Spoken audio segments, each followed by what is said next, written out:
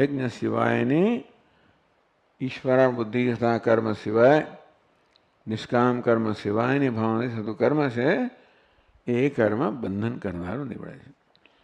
ટૂંકમાં જે સ્વાર્થ ભાવના છે એ બંધન કરનારી નીવડે છે. એ રીતે કહ્યું તેમ કે સ્વાર્થને જેમ જેમ સંતોષતા જઈએ તેમ તેમ એ વૃદ્ધિ પામે છે. અને જેમ સ્વાર્થ વધારે હોય એટલે માણસ અત્યારે એમ માને છે કે મારો સ્વાર્થ પૂરો કરવો એમાં મારી સફળતા છે. એટલે ભૌતિક સફળતા હશે પણ આંતરિક નિષ્ફળતા છે.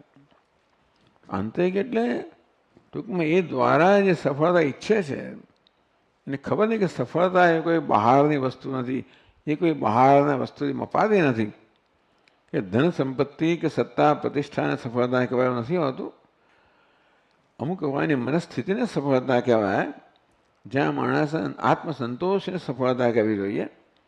તો એ પ્રકારની સફળતા કોઈ બહારથી નથી મળતી કે સ્વાર્થ વૃત્તિ નથી મળતી. નિષ્ફળતા મળે છે એટલે કે આત્મસંતોષ પ્રાપ્ત થાય છે. એ દુનિયા બધા મોટા ભાગના લોકો નિષ્ફળ જ છે. એ રીતે જ્યાં આત્મસંતોષ ગમે તેટલું પ્રાપ્ત કરો પણ આત્મસંતોષ જ્યાં નથી ત્યાં કોઈ સુખ નથી. સુખ એટલે આત્મસંતોષ, પોતાનાથી સંતોષ. મને પોતાનાથી અસંતોષ છે.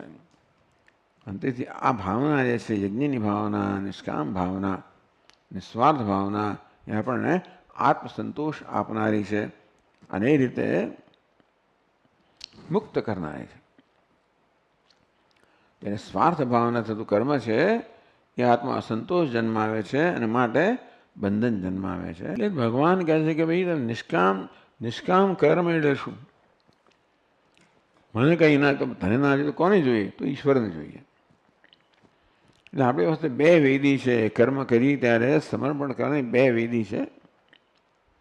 અહંકારને સમર્પણ કરીએ કે ઈશ્વરને સમર્પણ કરીએ.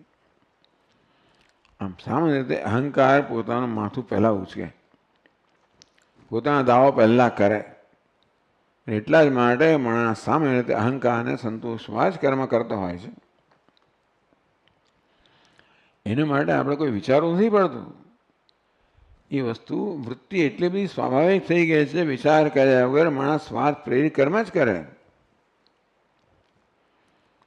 તો નિસ્વાર્થ કોને કરવું તો વિચાર કરવો પડે. તો મનમાં જે સ્વાર્થ ભાવના જન્મે એને આપણે કાબૂમાં રાખવી પડે.